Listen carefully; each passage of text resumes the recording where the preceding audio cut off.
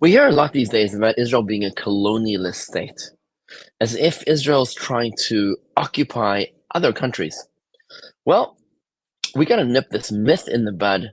Take a look at this very clear and easy to use argument that just makes perfect sense. You can tell the extent of a country's colonialism or imperialism by how many countries speak that language. I forgot how many countries speak Spanish, a lot. Yeah. How many countries speak Arabic, 22 plus. How many countries speak Hebrew? Only one. And that's your imperialist, that's your colonizer. Everyone who speaks English, Spanish, Arabic, which are probably the three most imperialist enforced languages, those aren't a problem. But the one Hebrew nation on the planet, that's why it always goes back to anti-Semitism. And it's all of these things that contributed to that moment where I called my friend and said, oh my God, it's just that the world hates Jews. When you're not Jewish and you see it and it's in front of you, it's like, it's very stark, yeah. It's very jarring. Stalin, everyone who had taken part in these anti-Semitic conspiracies throughout history, the one thing that they said why Jews were such an easy target. And I'm like, this is the ace in the hole.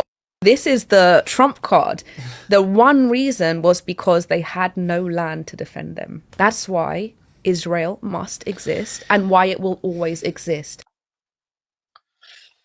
You really can't make this stuff up. I mean, it makes no sense to accuse Israel of something which everybody else is doing, apparently, with all these countries carrying their languages because they are true colonists. Israel is only interested in living in peace in its own land. Another interesting point is apartheid.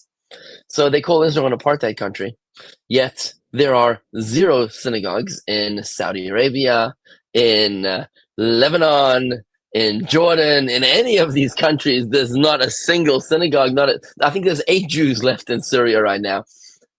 Yet in Israel, there are countless mosques. There are millions of Muslims. No Jews in the Arab countries. No Jewish life in the Arab countries. What does that tell you about apartheid? The Talmud tells us that this world is an upside down world. There's a great story about a sage who actually had an NDE, a near death experience. He passed away and he went up to the higher world, and then he came back. He had an NDE. And when he came back, they asked him, his father asked him, no, so what did you see? And he said, I saw an upside down world. The people that were honored in this world were disgraced in the next world. And the people that are disgraced in this world were honored in the next world.